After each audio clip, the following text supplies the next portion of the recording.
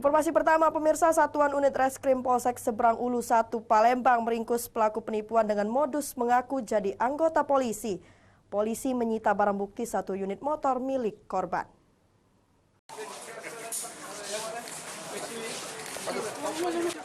Asmuni, seorang residivis pelaku penipuan dengan modus menyamar jadi anggota polisi ini tak berkutik usai dibekuk Satuan Unit Reskrim Polsek Seberang Ulu 1 Palembang.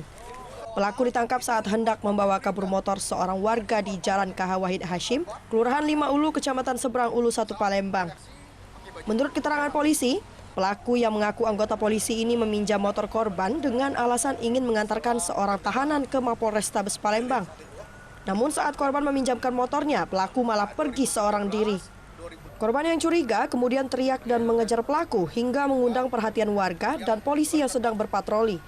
Dari catatan polisi, pelaku sudah 3 kali melancarkan aksinya dengan modus yang sama. Dia nunjuk pada korban bahwa dia hendak mengantar tahanan, ditunjuknya orang tersebut yang dikira oleh si korban adalah tahanan. Karena dia ngaku sebagai polisi, sehingga korban percaya dan ngasihkan sepeda motornya, kunci sepeda motornya. Namun korban curiga. Kenapa? Pada saat kunci dikasihkan, si tersangka langsung naik kendaraan dan langsung kabur tanpa membawa orang yang ditunjuknya tadi sebagai tahanan. Pelaku terancam pasal 378 KUHP tentang penipuan dengan ancaman kurungan 4 tahun penjara.